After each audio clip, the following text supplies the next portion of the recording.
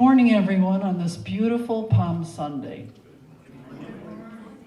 Good to see all your smiling faces. Before we get started, we want to welcome any newcomers who might be with us today. Any new folks? Wow, we have lots. Okay. Dan, I hope we have enough gift bags. We have a little something for you. We have a couple. Yes.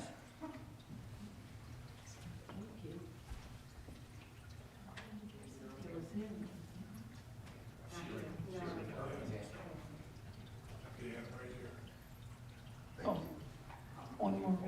Okay. Dan will take care of you in a few minutes. Thank you.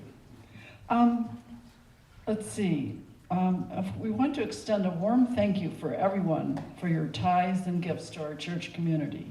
We are grateful for your support. A couple of brief announcements before we get started. There's one more session of the Bible study on wisdom teachings of the Bible. The final class will meet tomorrow, Monday, March 30th at 1:30 p.m. And it's led by Cliff, who's sitting right there. So if you have any questions, just ask Cliff. Newcomers are always welcome, even for this last class, and it's presented on a donation basis. There will be one more Unity Delaware choir practice before the Easter service next Sunday. All choir members are asked to be here by 9:45 to run through our selections. We're going to be terrific. It's hard to believe Easter is next Sunday. If you would like to donate a lily plant for the Easter service on April 5th, there's a sign-up sheet on the back table. The plant will be purchased on your behalf to adorn our platform, and you can take it home after the service to enjoy it home, or gift it to another. And just briefly, there are a couple of things coming up in April you might want to put on your calendar. Elizabeth Betzel will facilitate another of her popular Circle of Trust gatherings on Tuesday, April 14th. On Saturday, April 25th at 7 p.m., we're going to be hosting a musical visit from none other than Eddie Watkins Jr. I know. He'll present a Motown concert of his musical roots. And at our Sunday service on the 26th, he'll share some of his much beloved New Thought music with us. Okay, now we're on to introducing our speaker for today, who is Dr. Michelle Harkey. She has worked for many years in the field of veterinary medicine. She worked both in private practice and as a professor at the Veterinary College at OSU with an emphasis on communication and professional development. Through her organization, Lead Your Ship, she does wide-ranging consulting and presents seminars and workshops on leadership, communication, and emotional intelligence. Her title today is Synchronicity, Coincidence or Divine Guidance. Michelle, thanks so much for being with us today. It's always a delight. And now I'd like to introduce our musicians, Linda Blaine and Dave Clutter, providing our music today. So glad to have them back. Thanks so much, Dave and Linda. And as always, we start with prayer, holding the highest in mind and heart for ourselves, each other, our communities, and our world. If you're listening in online, remember you can send in a prayer request anytime on our website, unitydelawareohio.org. Just use the prayer request tab at the top of the page. Now Linda and Dave will lead us into prayer with a song. Thank you, Linda. We're going to do All Is Well by Karen Drucker. And if you don't know this song, you'll pick it up really quickly, so please sing along.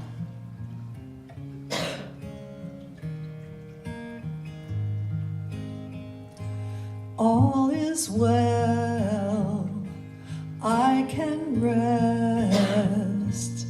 I am safe. All is well.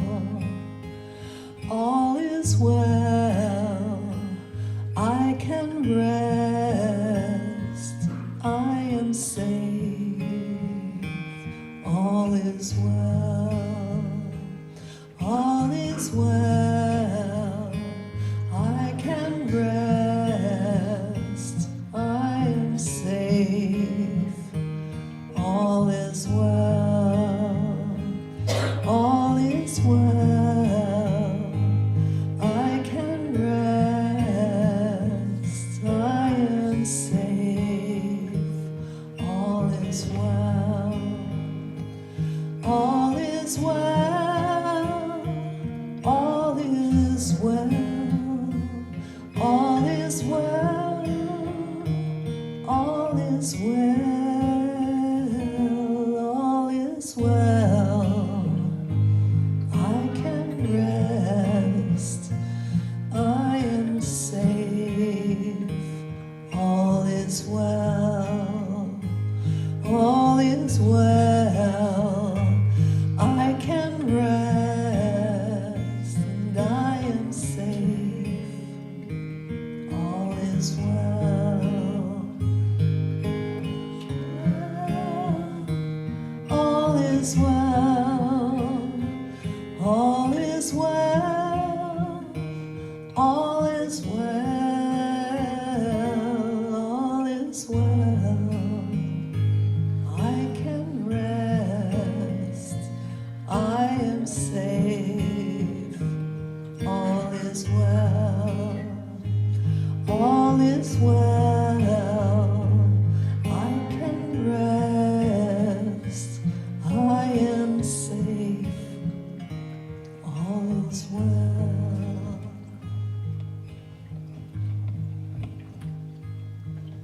All is well, and let us take that into prayer. In the sacred space, we pause and turn our awareness within. We give thanks for the divine presence in our lives, for the ways we are guided, in ways we recognize, and in ways we are still discovering. As we gather here today, we open ourselves to divine awareness, to curiosity, and to the possibility that life is speaking to us in ways we may not always recognize. Help us to slow down, to become more aware, and to be present to what is unfolding within us and around us. May we be open to the connections we experience and willing to consider that what we sometimes call coincidence may carry a deeper spiritual meaning. We are grateful for this time together, for this community here and online, and for the opportunity to grow in understanding. In gratitude, we give thanks, and so it is.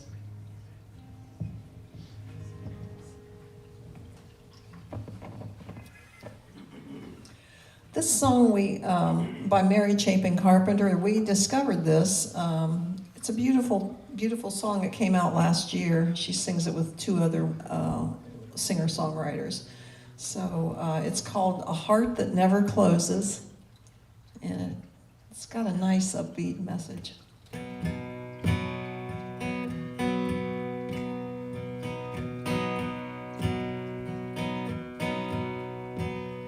Is it a trick of the light or some sleight of hand? Yesterday is in the rear view. You don't understand how fast it all goes.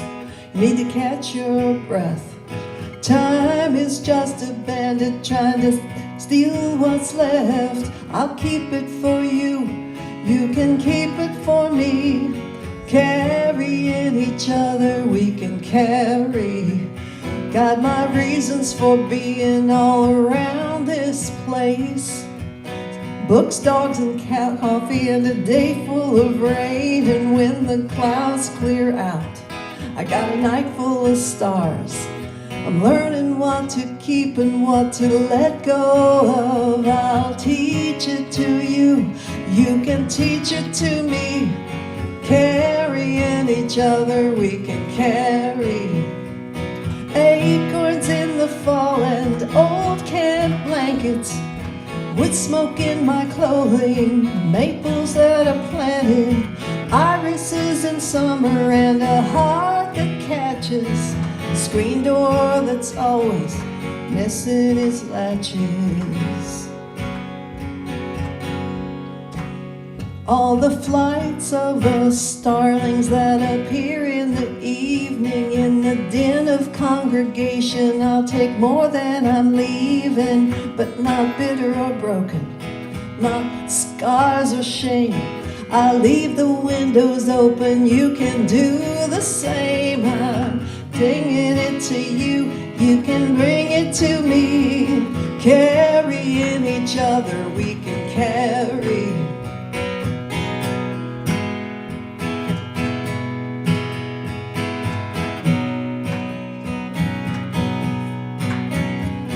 The noise that filled the kitchen on some New Year's Eve, forgotten resolutions that I never believed in, the silence in the hall at the end of the day that says we're alone doesn't feel that way. I want to carry a life that doesn't do what it's told. The places and the songs and the stories we hold, and wishes thrown like brides throw their roses, dreams I kept for no good reason, and a heart that never closes. I'll carry it for you, will you carry it for me? Carrying each other we can carry. Will you carry it for you? I'll carry it for me. Carrying each other we can carry. I'll carry it for you. I'll carry it for you. Will you carry it for me? Carrying each other we can carry.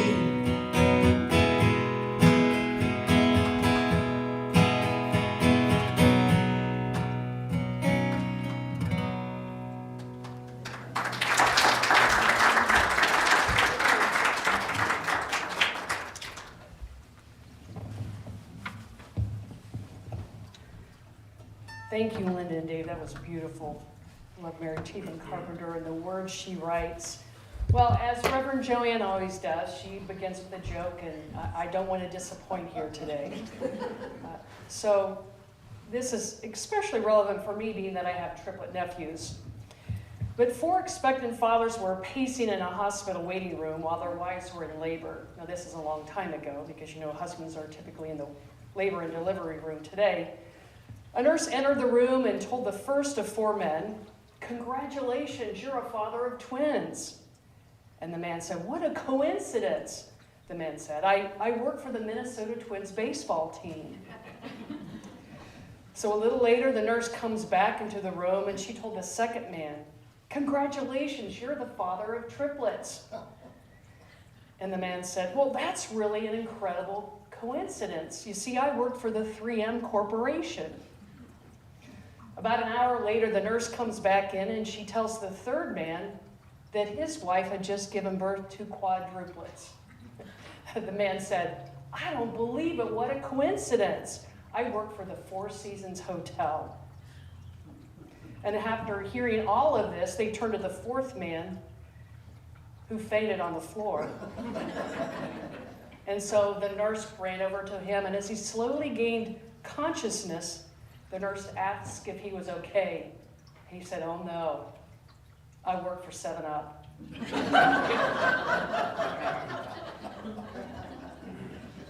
Right. Glad you enjoyed that. So the message for today is synchronicity, coincidence or divine guidance. And as I look out today, it's no coincidence that all of you are here today. Thank you for being here. But have you ever had something happen that felt like more than just coincidence? For example, you think of someone and they call. You have a dream and the dream actually happens, or you hear a message, maybe today at the exact right time. But what if these moments are not coincidence? What if they're actually divine guidance? And what is synchronicity? Dr. Carl Jung, who's a Swiss psychiatrist born in 1875, and he lived until 1961. He was the founder of analytical psychology, and he was a prolific author, writing more than 20 books, and by some is considered one of the most influential psychologists of our time. But he also developed this theory of psychological types, distinguishing between our preference for introversion versus extroversion, and identifying cognitive functions such as thinking, feeling, intuition, and sensing. And that later became an instrument that's widely used today called the Myers-Briggs type indicator. He describes synchronicity as these meaningful coincidences, that when something happens inside of us, it is mirrored by something in the outer world, the world around us. Now, he was an early collaborator with Dr. Sigmund Freud, but he went on and above that and beyond that, and expanded into things like purpose and meaning, the spiritual dimensions of a person's life, really how humans grow towards wholeness. And someone that studied with him was somebody by the name of Dr. Ira Progoff. He was an American psychotherapist from 1920 to 1998. And Dr. Progoff studied Dr. Carl Jung's work in depth and detail. And he was especially drawn to the unconscious mind, symbols and imagery, and the idea that life unfolds, our life unfolds with purpose and meaning. So he took Jung's ideas and he asked this question: how do we help people experience this in their own lives?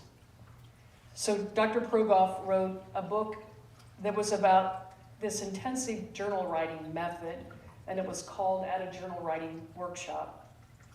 And it's basically a structured approach to journaling designed to help people gain their inside wisdom, their inner wisdom, to reflect on the experiences that they've had over a lifetime and discover patterns and meanings. He believed that meaning doesn't necessarily appear right here, right now. Sometimes we have to look back on our lives to see the patterns that have emerged, maybe the purpose of why things happened. I had the opportunity to take several workshops with someone who trained with Dr. Progoff. Her name was Annette Kovada. She was a Catholic nun and an accomplished musician, and one of my greatest teachers. And in the workshop, at a journal workshop, there's an exercise we did called stepping stones. And if you Google it, you'll see that there are a lot of people who use this stepping stones exercise. And it's the premise that your life is made up of stepping stones, these significant emotional events, or decisions made or not made, losses you might have had, or jobs you took or jobs you didn't take, that changed the direction of your life, which at the time you may not have understood, but as you stand here today, look back, it's like, oh, that makes perfect sense today. So how it works, you write these stepping stones down and notice patterns and themes that emerge from your life. You know, for me, it's about, well, it begins when I was born. And then in first grade, I got a kitten. Then at 13, my dog Bimbo died from cancer, and I promised her I'd go to veterinary school and find a cure. And then I got a horse. And so all these things that as I look back were very clear that I was on a path to become a veterinarian. Later stepping stones for me as I was diagnosed with breast cancer, and then my sister-in-law passed away from cancer, and my mom. And so this thread of cancer has kind of led the second half of my life. And as I look back, I see as I lead my team in Pelotonia and raise money and awareness for cancer research that all of that was necessary to get me to where I am today. It all makes meaning. And so I would ask you, what are the stepping stones in your life as you look back and how it got you here today? And what might those stepping stones be showing you about your spiritual path? Other spiritual masters talk about synchronicity, and of course my favorite, Dr. Wayne Dyer. And Dr. Dyer believed that when we are aligned with our spirit, that life begins to flow, that the right people show up at the right time with the right message. In 2005, I attended a PBS taping in San Francisco of a class that would eventually be on TV called Inspiration, Your Ultimate Calling. And he broke it down. Inspiration means in spirit, inspired.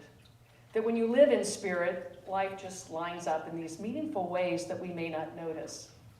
And in that workshop, seminar, taping, he said this: what's next is on its way, and it's either this or something better. What's next is on its way, and when you live from that, then everybody that comes into your conscious awareness, every message they give, maybe it's something on the TV, maybe it's a note somebody writes you, lines up to give you the right message at the right time. At that time, when I was there at that taping, I was working for a company called Hill's Pet Nutrition. And I knew I was being called to do something more. I just had no idea what it was.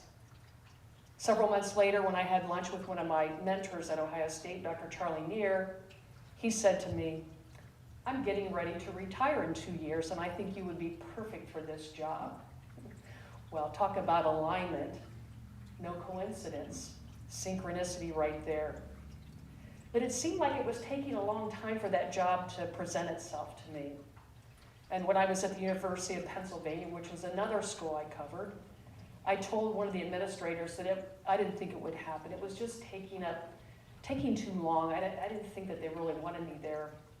And she said, well, Michelle, sometimes when we want somebody to come to work at University of Pennsylvania, we'll sometimes combine 2 jobs into one, and sometimes that can get them there.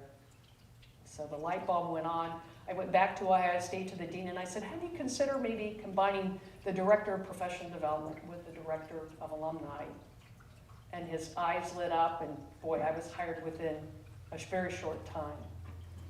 So the synchronicity of hearing those messages, being able to create that job that didn't exist that I didn't know existed when I was at that meeting with Dr. Wayne Dyer. So what does Scripture say about synchronicity? The Bible really doesn't use the word synchronicity. It does speak about timing and guidance and being led. And those ideas really feel similar to Dr. Jung's description of meaningful coincidence. In Ecclesiastes, chapter 3, verse 1, for everything there is a season and a time for every purpose under heaven. So the Bible does remind us that there is this timing to life. And perhaps things unfold when they're meant to, not when we want them to. Divine timing. Proverbs chapter 3, verses 5 to 6. I'll paraphrase this. Trust in the Lord and he will direct your paths. What if some of the moments we call coincidence are really our spiritual lessons? And one of my favorites, I say this often, Luke chapter 22, verse 42, and again I'll paraphrase it. Thy will, not mine, be done. Thy will, not mine, be done. And so sometimes I think that's what synchronicity invites us to do, to really trust in our faith, that what is unfolding is what needs to unfold. I've shared this before, that I'm still good friends with my 6th grade teachers, and they're dear friends of mine. One of them is Coach Cheryl Shoemaker. He's 91 and he still teaches Sunday school and goes to church every Sunday. About every 2 or 3 months, I go visit his church. I go to Sunday school with him, attend church with him. And in Sunday school one day, he gave us a piece of paper to fill in. And it said, I want what blank wants. It was a fill in the blank. And so I put God. I got it right, just like I did in 6th grade. And I carry that piece of paper with me. I want what God wants. Thy will, not mine, be done. Because sometimes when things seem hard or difficult, and I don't think I'm on the right path, thy will, not mine, be done. I want what God wants. So there's 3 common ways that synchronicity show up in our lives. The first way is the classical Jungian synchronicity, when our inner world, our inner experience aligns with the outer world. You think of someone and they call or text or email. Or you think of someone and you call or you text or you email. I had an event like that. It was 2013. It was the weekend of graduation at Ohio State, the College of Vet Med. And as I approached the weekend, as I did every year, I always thought about my professors who got me to veterinary school. One in particular was Dr. Bill Tisnick. He was a professor in the College of Ag, a favorite of all his students, a gifted teacher. He made time for everybody when they went to see him. And he came to my mind's eye, but this time it was different. I walked to my office and I called him. He'd just gotten in from a trip to Atlanta. He said he wasn't feeling well. And so I told him that how I had become the teacher that he had modeled to me, that I had an open door policy similar to him, that I wouldn't have gotten into vet school if it hadn't been for him. And for whatever reason, this time when I said goodbye, I told him that I loved him. We had a wonderful graduation that weekend, and then later the next week, I had a colleague of mine from the College of Agriculture walk into my office. She said, I wanted you to hear, I don't know if you know. And I said, no what? She said, Dr. Tisnick passed away. Wow, that hit me hard. That hit me hard. And I went out to the dispatch to see when the funeral was going to be, and I looked, and he actually died the day after I had called him. And I'm glad I called him and said the things that I said. So who in your life is coming to your mind today? And do you need to give someone a call today, or send a text, or send an email? The second way that synchronicity can happen is through repetition, or what we call pattern synchronicity. The same symbol, a theme, or message just comes repeatedly. Because sometimes life repeats the message over and over again until you get it. In our family, we've come to see that the number 333 is a sign that our loved ones are with us. The number 333 is a sign of angels. And whether or not we can really explain it, it's the meaning that matters to us. And so when 333 appears, whether it's at the gas station or on maybe the clock or wherever it shows up, my niece and I always will text one another the signs. And we stop, we pause, we reflect. And mostly we reflect on my sister-in-law, Peggy, who passed from pancreatic cancer. But it really allows us to stop and to honor those who have gone before us and recognize that they are, in some ways, still with us. I also had a very unique situation. I was in Ozark, Missouri just a few weeks ago. And I stopped at a gas station to get some snacks on the way back to my hotel. I got a couple Dr. Peppers, a couple waters, and some Kind bars, and I put them up on the counter, and the woman checking me out, she all of a sudden looked up and she said, "You're so lucky." And I looked down at my items and I said, "Well, the Dr. Pepper was on sale." And she said, "No." She said, "Look at your receipt, $11.11. She said, "When you have repeated numbers like that, you're a very lucky person. That means you're on the right path. You're doing the right work for you." Now, I didn't know that stopping at the gas station would give me all that. We sometimes don't know the messages that we get are exactly what we need to hear.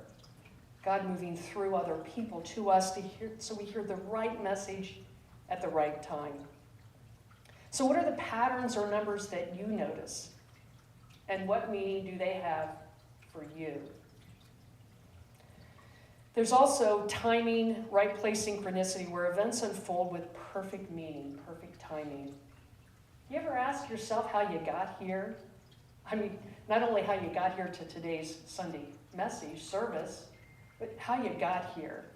You know, how did your parents meet? Have you ever really looked at that? All the synchronicities that took place for your mom and your dad to come together to have you? You know, my dad was from Portsmouth, Ohio. He went to Ohio State at the age of 17. And when he turned 18, he was drafted into the Navy. He played in the Navy band. He was a gifted musician, clarinet, saxophone, had his own band. And he was basically discharged from the Navy because the World War II had ended. And so he came back to Ohio State to go back to school. He was so good that Guy Lombardo asked him to join his touring band. And he went to his father and said, should I go to law school or should I tour with the band? And his dad said, you know, Howard, boy, that life on the road is difficult. Why don't you stay in school? So my dad stayed in school. In his senior year, his little brother in his fraternity was Sam White. Sam was also wanting to go to law school, and he was from St. Mary's, West Virginia. And during my dad's senior year, Sam brought his little sister to meet my brother. Her name was Marilee White. So they met, nothing happened, and they went on their ways.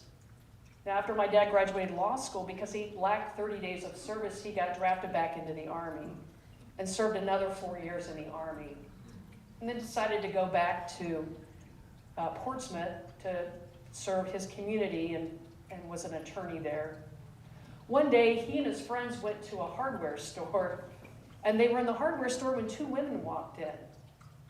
And my dad looked at, in particular, one of them. He walked up to her and he said, ma'am, I'm not trying to be fresh with you, but he told me this story. He said, gosh, you look familiar. And she said, well, hi, I'm Marilee White. I'm from St. Mary's, West Virginia. And I moved here to start the lab here at the local hospital. They fell in love and they married. They had my brother first, and then they had me 2 years after my brother. So perhaps the timing wasn't right when they met at Ohio State. And who knows? But you think of all the synchronicity that occurred in order to get my dad there in his hometown, and my mom there in my dad's hometown for them to meet. The beautiful synchronicity of life. And what was the synchronicity of your parents' life, or who you're married to, or who you're partnered with? How did you get here? What were the events that led to their meeting? Another example of right place synchronicity was a concert I attended in Las Vegas. I was just diagnosed with breast cancer and had this trip planned to Las Vegas. I thought I probably shouldn't go. I should sit and kind of think about what I wanted to do. My mom encouraged me to go. You see, I had set an intention at the beginning of the year to spend more time with family, and I was going to go with my sister and my sister-in-law. I had tickets to this Clint Holmes concert at Harrah's, and I got them because Dr. Charlie Neer's son was a trumpet player in the band, and he gave me these tickets. Otherwise, I wouldn't even known who Clint Holmes was. So right before Clint gives his last song, he tells this story. He said, about a year ago, I had a friend call me out of the blue. She said, Clint, I had a dream about you, and I don't know what it means. But if you haven't seen a physician or a doctor lately, you might want to consider doing that. And he said, you know, we kind of shut down Harris for like a couple months because they were doing renovations.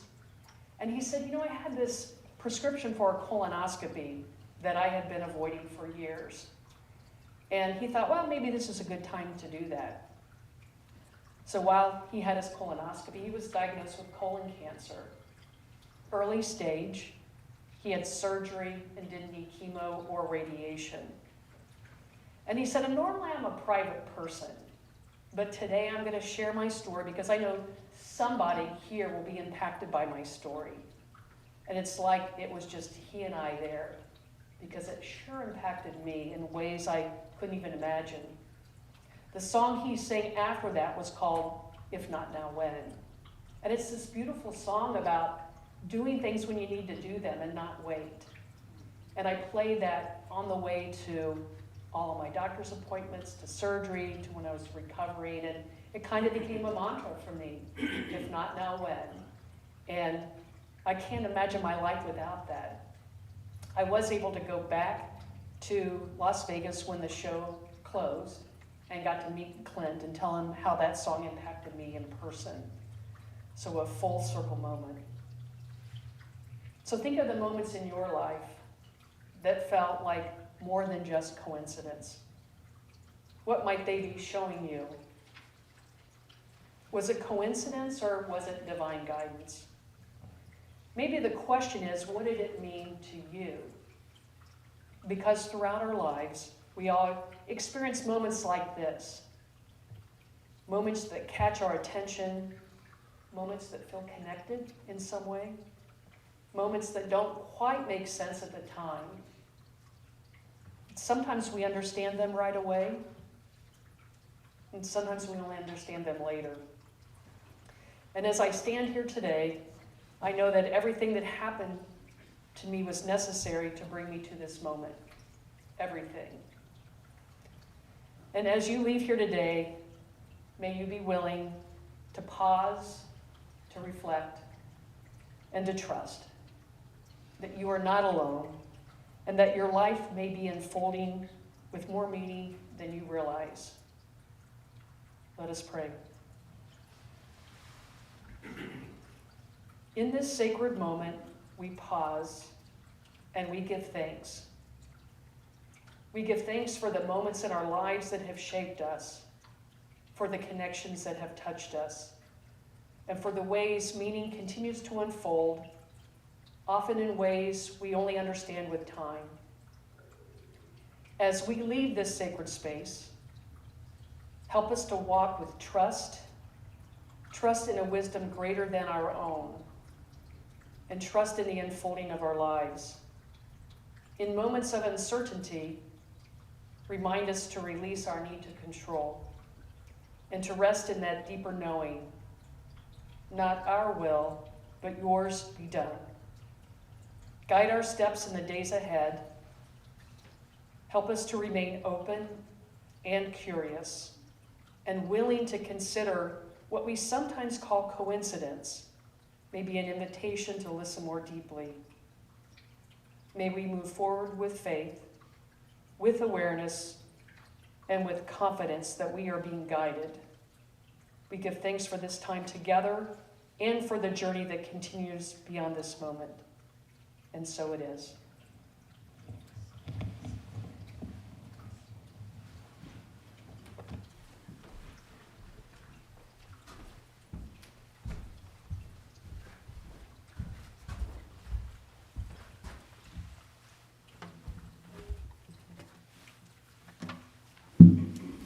That made me really think.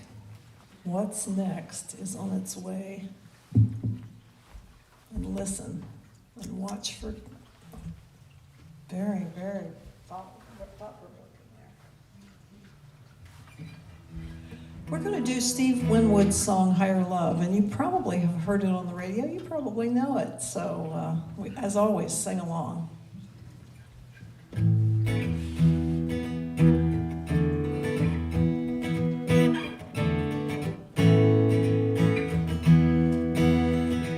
Think about it, there must be higher love down in the heart or hidden in the stars above. Without it, life is wasted time.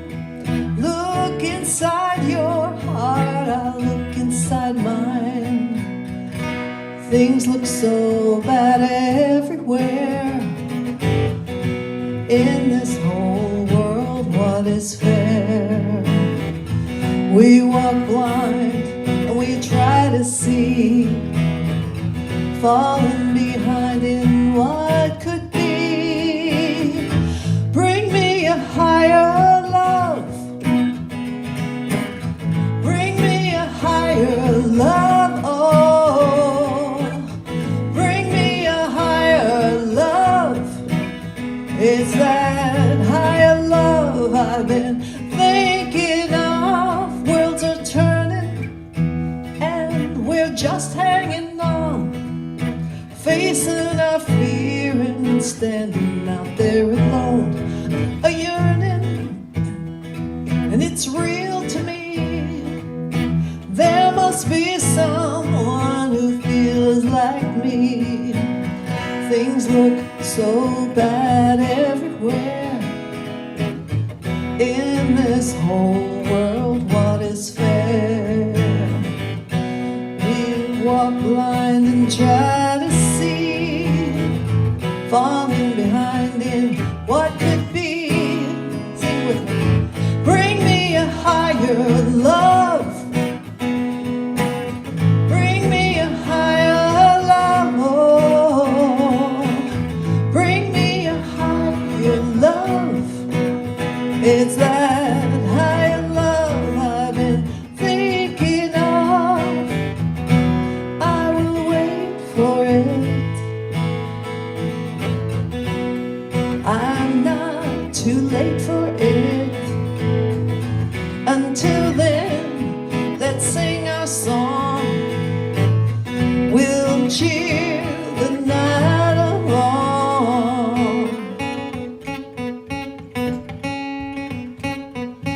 Oh, we could light the night up with souls on fire. We could make the sun rise in pure desire. Let me feel that love come over me. Let us feel how strong it could be.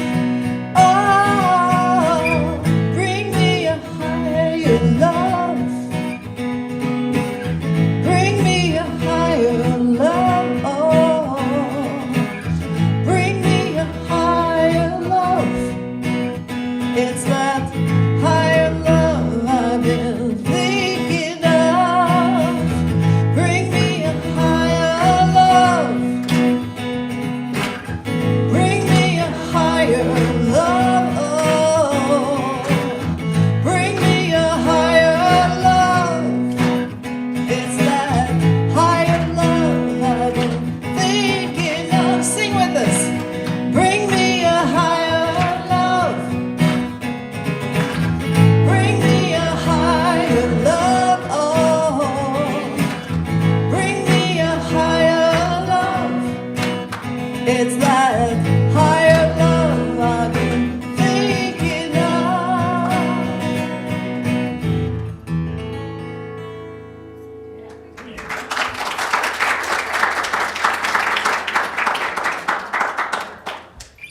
Okay, we're going to circle up, or no, we're going to go to Linda's announcements. Okay.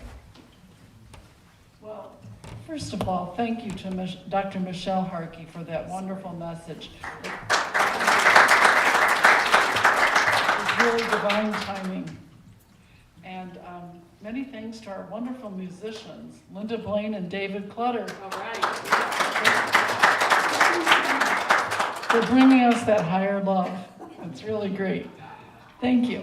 And also to our talented AV tech, Mike Hale, you did a great job.